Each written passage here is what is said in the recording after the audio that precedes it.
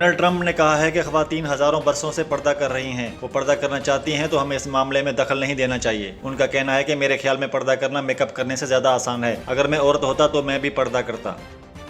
شیر افضل مروت کی بانی پی ٹی آئی سے ملاقات ہو گئی۔ شیر افضل مروت نے کہا ہے کہ آج 3 ماہ بعد بانی پی ٹی آئی سے ملاقات ہوئی ہے۔ ملاقات میں بانی پی ٹی آئی سے دو طرفہ گلے شکووں کا تبادلہ ہوا۔ شیر افضل مروت نے کہا کہ میں پارٹی سے اختلافات بانی پی ٹی آئی کے کہنے پر ختم کر رہا ہوں۔ وفاقی وزیر اطلاعات عطا تارڑ نے کہا ہے کہ عوام کو ریلیف دینے کے لیے جو بھی قدم اٹھانا پڑا اٹھائیں گے۔ اسلام آباد میں پریس کانفرنس کرتے ہوئے عطا تارڑ نے کہا کہ پنجاب حکومت نے 500 یونٹ تک بجلی کی قیمت میں 14 روپے یونٹ کمی کی ہے۔ اس اقدام سے صارفین کو گرمی کے مہینوں میں سہولت ہوگی۔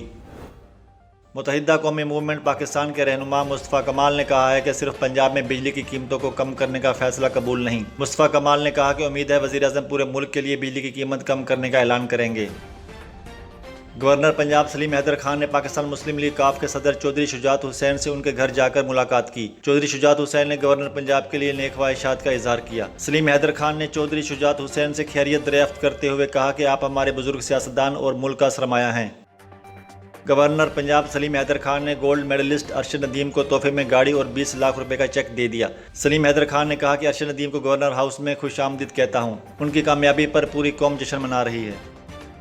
افغان حکومت کے ترجمان ذبیح اللہ مجاہد نے کہا ہے کہ پاکستان چاہے تو ہم پاکستان اور ٹی ٹی پی کے درمیان ثالثی کا کردار ادا کر سکتے ہیں۔ ذبیح اللہ مجاہد نے کہا کہ کسی کو بھی افغانستان سے کسی دوسرے ملک میں جنگ کی اجازت نہیں دیتے۔ اگر پاکستان کے پاس کوئی معلومات ہے تو شیئر کرے۔ بنگلہ دیش کے کرکٹر مشفیق الرحیم نے کہا ہے کہ اسلام آباد میں پہلی بار آیا ہوں، اسلام آباد بہت خوبصورت ہے اور یہاں سہولتیں بھی اچھی ہیں۔ مشفیق الرحیم نے کہا کہ پاکستان شائنز بہت اچھا کھیلی، خصوصاً عمر امین کی بیٹنگ بہت اچھی رہی۔